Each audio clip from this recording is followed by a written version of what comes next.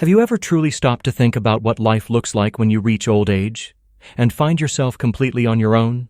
Not just alone for a few hours, but waking up in a quiet home, preparing meals in total silence, and ending the day without having spoken a single word to anyone.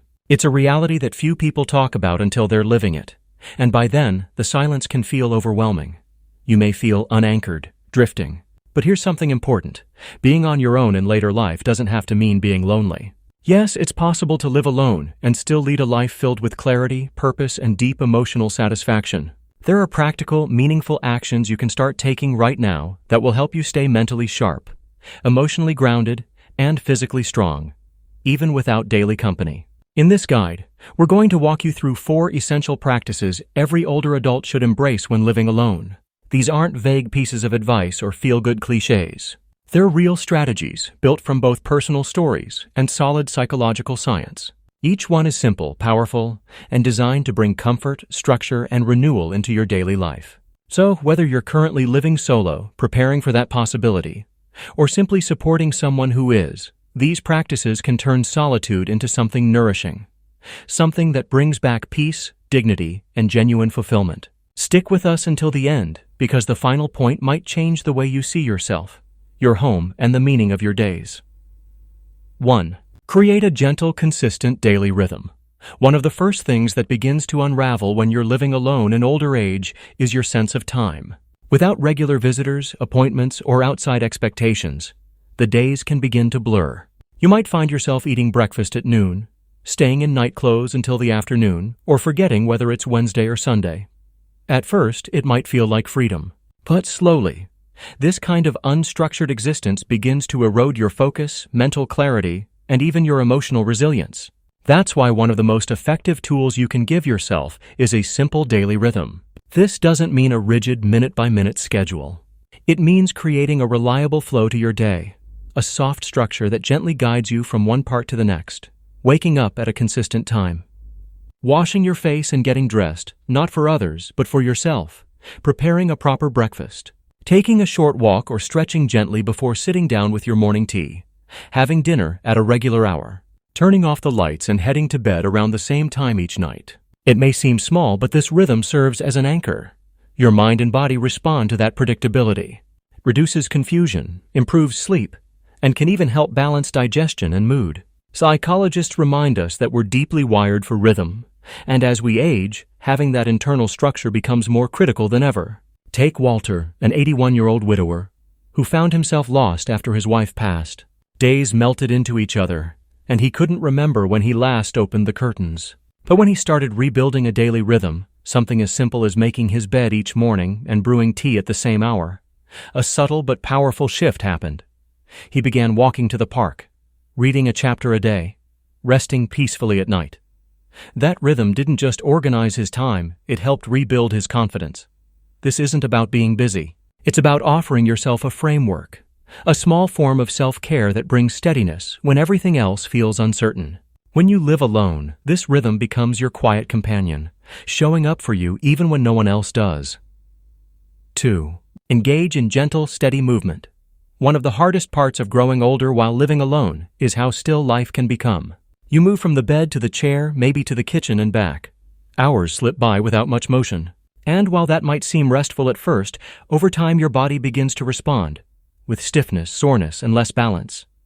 Suddenly, even standing up can feel like a task. But here's the truth. Staying physically active doesn't have to mean joining a gym or committing to intense workouts. It just means making the choice to move your body in small but consistent ways. And that one decision can transform your entire quality of life. A walk around the block, stretching while your kettle boils, standing up and sitting back down from your chair 10 times in a row. These small acts may seem insignificant, but they send a powerful message to your body and your brain that you are still active, still vital, still here. There's solid science behind this. Regular light movement has been shown to improve sleep, reduce anxiety, delay cognitive decline, and ease symptoms of depression in older adults. It strengthens not just your muscles, but your independence. It gives you the strength to keep doing things for yourself, whether it's making lunch, caring for your plants, or going to the store. Ella, 78, barely left her home after her husband passed. Her knees hurt, her energy faded. Then one morning she walked to her mailbox, The next day, she did it again. Within weeks, she was walking 2 blocks and smiling more. Movement didn't change everything, but it gave her days shape and her heart a spark of pride again. The truth is, your body still wants to move. Not for show, but for life. So move a little each day, not because you have to, but because your presence still matters. Even the smallest steps are a form of love for your future self. 3. Build gentle but meaningful connections. When you're living alone, silence becomes a familiar presence. Sometimes it's comforting, like a soft blanket after a long life of noise and obligation. But other times it's something else entirely. It can feel like a hollow echo, a space that no longer holds voices, laughter, or your name spoken with warmth. There are days, perhaps you've lived them, where no one checks in, no conversations unfold, no text messages come through. Even if you value your independence and take pride in your self-reliance, too much solitude can begin to press in on your spirit. You start to question whether anyone notices your absence, or if your presence still holds meaning in the world. But here's something many overlook. Connection doesn't require a full room or a loud gathering. You don't need to force yourself into birthday parties, bustling community centers, or uncomfortable social events just to feel less alone. What you do need, what every human being needs, is a few real, meaningful threads of connection woven gently and consistently into daily life. It could be a short call to someone you care about, a warm smile and a sincere, "How are you today?" to the neighbor you pass on your walk, a chat with the barista or store clerk who sees you every Thursday. These small moments aren't trivial. They are threads that weave us back into the social fabric. They remind us, and others, that we still exist, that we're still part of something larger than ourselves. And it's not just emotionally uplifting, it's biologically protective. Research continues to show that even light, regular social contact can reduce the risk of depression, cognitive decline, and even physical illness in older adults. People with steady social interaction, even minimal, often live longer and report higher life satisfaction. Why? Because we are at our core wired for connection. Not performance, not popularity, but genuine presence. Take Richard, 83. After his children moved across the country, he found himself in a quiet house where the clock ticked louder than any conversation. For weeks, the most human contact he had was from medical appointments. But one day, he slipped a note under his neighbor's door, offering to collect their mail during a trip. It was a small act, something he might have dismissed before. But that gesture led to a thank you, which led to coffee, which led to Saturdays that no longer felt so long. There was no grand transformation, no life-changing event, just a small spark of connection that gave him something to look forward to. So ask yourself, is there someone you haven't reached out to in a while? A friend you used to speak with more often? A neighbor you've only ever nodded to? Could you share a kind word with the postal carrier, or offer help to someone else who might be lonely too? And if you're craving something more, consider giving your time, not just to socialize, but to serve. Volunteer at your local library, help read to children, walk dogs at a shelter, or simply sit and share your story with someone who needs to hear it. Sometimes the most powerful connections are born from simple acts of kindness. Remember this, even if your home is still, your presence can ripple far beyond its walls. You still have something valuable to give, your voice, your experience, your care. And when you offer it, even in the quietest way, you remind the world and yourself that you matter. 4. Rediscover or create a personal sense of purpose. There's a quiet shift that often happens in the later stages of life, and it isn't talked about enough. It's not only about aging or slowing down or adjusting to solitude. It's the slow fade of something deeply human, the sense of purpose.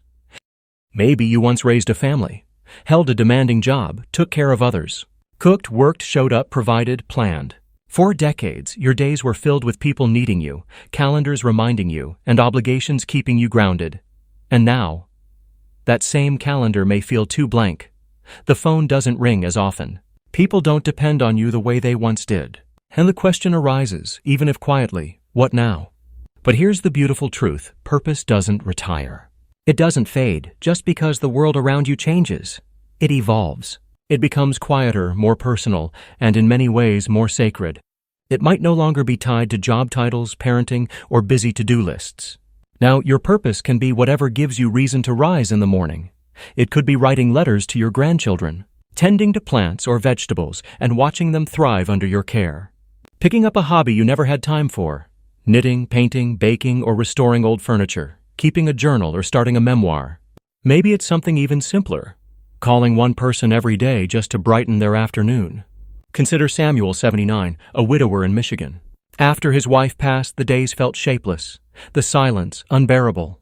Then one afternoon, in a forgotten corner of the garage, he discovered an old typewriter.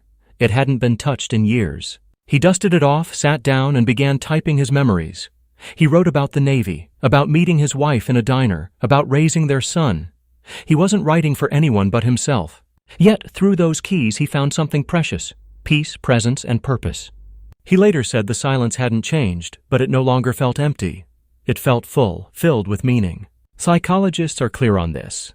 Older adults with even a modest sense of purpose show lower levels of stress, better mental health, and longer lifespans. That's not a coincidence. It's a reflection of something deep in the human soul. We are not built to simply exist. We are built to aim, to create, to care. So, if today feels a little too quiet, ask yourself this: what can I look forward to tomorrow? What can I create, tend to, nurture, or enjoy just for me? Not to prove anything to anyone, not for applause, but to keep your spirit alive and vibrant. And here's the beautiful irony. Living alone, though challenging, gives you space. The freedom to explore new parts of yourself without judgment. To finally dive into things you've always longed to do. Whether it's music, poetry, photography, or simply walking by the water and watching the light change. This chapter is not a closing. It's a return. A return to yourself. Not as a worker or caretaker or someone always on call, but as a whole person with a rich inner world. That world still deserves discovery. Final thoughts: a return to yourself.